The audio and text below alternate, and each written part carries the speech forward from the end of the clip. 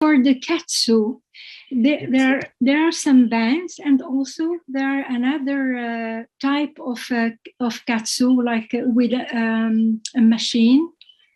I wonder which one you are really. Yeah, it's a great point. Katsu bands tend to be a little more expensive, and it's, you can certainly get, it's simply blood flow restriction bands, and you can get these for about $35. So you don't really have to pay more than that, and you don't want to make them so tight that you're literally not allowing blood to flow. So it's just slight restriction, which is basically telling your muscles, okay, work to get increased flow again. So it gives you kind of more bang for your exercise buck.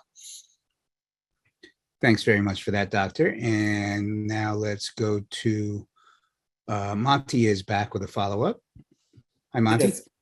Yes. Is coffee berry safe for normal use? Like, let's say you want to build your BDNF. Is it safe for normal use, and how is it best to source it?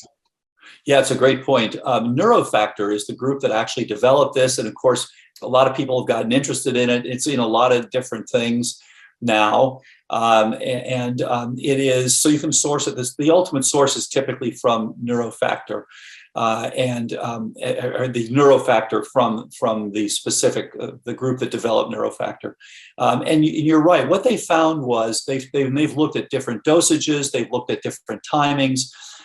So either 100 milligrams or 200 milligrams, and they've gone back and forth about which is preferable. And they've also looked at when to take it. And they initially found results taking at night. The answer is you can probably take 100 milligrams or 200 milligrams anytime, but the best results seem to be so far with earlier in the day. It does impact people, no surprise. People who are low on their BDNF seem to do better. The people who already have optimal BDNF, of course, don't get as much impact of this. So you could potentially check your BDNF. I think ZRT is the one that will look at BDNF levels, and you can see whether yours is on the low side. Again, exercising, another way to bring up your BDNF.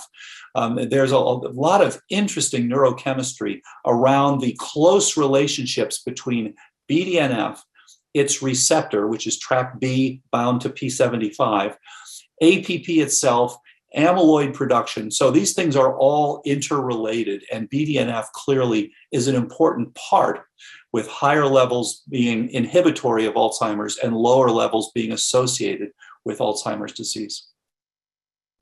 Thanks, Dr. Bredesen. And up next, we are bringing in Debbie. Hi, Debbie. Hi, thank you for having me. And I really enjoyed your talk. Thank you, Dr. Dale. I'm from Australia, so it's just gone 6:30 in the morning. Yeah. But it's been... Thank you for getting up with us. Oh, no, it's been really good, really good. And I wanted to ask a question, if I may. We've got a very old medical device, which is today recognised as cold air plasma. Have you used that kind of technology at all in the clinic? Cold air plasma. Well, first of all, let me just say thank you for getting up from Australia. And I have to say, when we first started this protocol and we started training various people, we had a tremendous response from multiple Australian physicians. I think when I visited there, Australia, I have to give credit, they've been really ahead of the curve on a lot of functional medicine and doing a great job. So congratulations to the physicians and practitioners there. However, recently I got an interesting set of emails from the group that's interested in having your NHS recognize that there is mycotoxin-related illness, including cognitive decline. And surprisingly to me, the NHS has really dug their heels in and not recognized that there is such a thing as mycotoxin illness. So this is unfortunate. And I think we're all dealing with this here in the States as well. There's a question about, do mycotoxins really cause illness? When, of course, the data suggests absolutely. Now, as far as cold air plasma, please tell me a little bit more about it. I don't know cold air plasma. What the medical device does is it uses physics, pulsed electromagnetic fields, and or quantum physics, pulsed electromagnetic fields, and cold air plasma. And the plasma is smaller than the oxygen than gas molecules. If you consider the aurora lights above the northern hemisphere, the beautiful green glow you see in the sky. Yeah, sure. It's full of reactive oxygen and nitrogen species. Right. So we produce that same, we manufacture that same cloud, that type of oxygen that's not readily available in our environment. And it's not necessarily negative or positively charged, but neutral. So the reason I'm bringing it up is what we've found in practical results. It's been very helpful in Wuhan, and it's also been very helpful with long haul COVID. But it's only one piece of the puzzle. And I find to help more people with brain fog, we need more than that. But we are getting reports of improvement within 8 weeks, and in anosmia within 6 weeks. But we'd be interested to collaborate with you perhaps and maybe send you a device and see what you think. I'd love to talk further. And so here's the thing about this sort of approach. So I understand that this sort of approach you're talking about, and I would say it's a distant cousin of ozone therapy. What you're doing is, as you said, you're actually creating reactive species, in this case, physically. And these things have two effects. On the, and it makes perfect sense that you're dealing with things like COVID, where you have an organism as well as a response, but you have a second response, which is a hormetic response. So having these things on board does give you a mild insult, which now you respond to.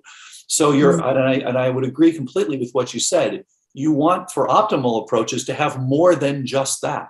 So you want to have people have the appropriate, for example, glutathione level, have the appropriate ascorbate level, have the appropriate, resilience, all these sorts of things.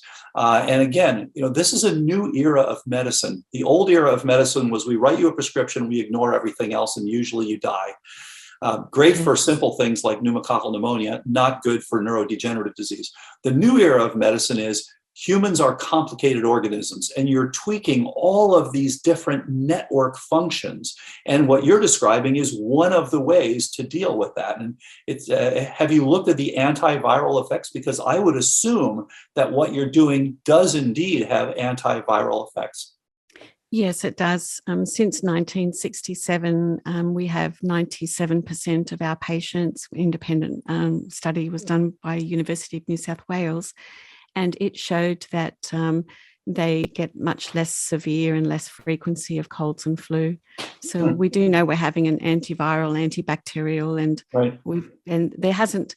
It's a very weak application. So it's shown that there hasn't been any side effects. We haven't had any recalls in 55 years, but we've pretty much only kept it in Australia. So we've never really taken it further. And I think that's because we haven't been linked with people with the expertise as yourself.